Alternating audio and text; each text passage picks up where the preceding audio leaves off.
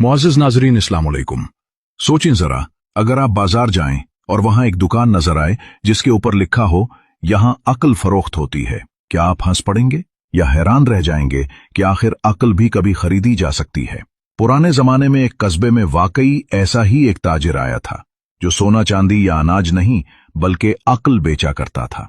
कुछ लोग मजाक उड़ाते, कुछ लोग शक करते, मगर जो भी उसके पास गया उसकी जिंदगी हमेशा के लिए बदल गई। आखिर ये ताजिर कौन था, वो अक्ल कहां से लाता था और उसकी कहानी का अंजाम क्या हुआ? आइए जानते हैं एक दिलचस्प और सबक आमोज किस्से में, अक्ल बेचने वाले ताजिर का किस्सा। पुराने जमाने में एक अजीबो गरीब कस्बा था।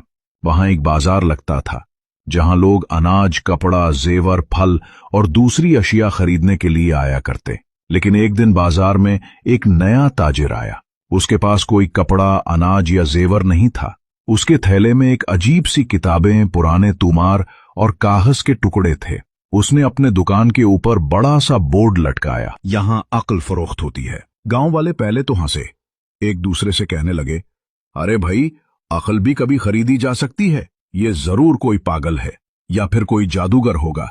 लेकिन आहिस्ता आहिस्ता लोगों में तजस्सुस बढ़ने लगा। वो दुकान के पास आने लगे। पहला खरीदार दौलतमंद ताजिर कस्बे में रशीद नाम का एक बड़ा ताजिर था। वो दौलतमंद तो था मगर अक्सर नुकसान उठा लेता, किसी पर अंधा एतमाद करता और फिर धोखा खा जाता।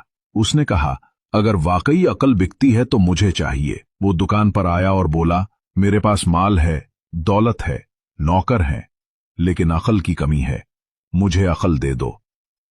अक्ल फरोश ने मुस्कुरा कर कहा, कीमत अदा करो। रशीद ने सोने के सिक्के निकाले।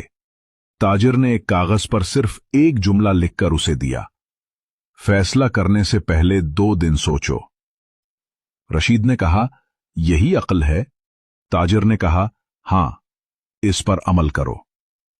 कुछ दिन बाद रशीद के पास एक शख्स आया जो उसे नई तिजारत में लगाने के लिए राजी कर रहा था। रशीद ने सोचा, पहले तो फौरन राजी हो जाता, लेकिन इस बार उसने फैसला 2 दिन के लिए रोक लिया। तीसरे दिन मालूम हुआ कि वो शख्स धोखेबाज है। रशीद ने लाखों का नुकसान बचा लिया। अब रशीद लोगों से कहने लगा, मैंने अक्ल खरीदी है और वाकई उसका फायदा है। दूसरा खरीदार मगरूर। रईस कस्बे का रईस नवाब हामिद बहुत मगरूर था। वो हर बात में अपनी मर्जी करता, किसी की नहीं सुनता। जब उसने अक्ल फरोश की शोहरत सुनी तो बोला, मेरे पास सब कुछ है, अक्ल भी मैं खरीद लूंगा ताकि लोग कहें कि नवाब के पास सब है। वो दुकान पर गया और बोला, मुझे सबसे कीमती अक्ल दो। ताजिर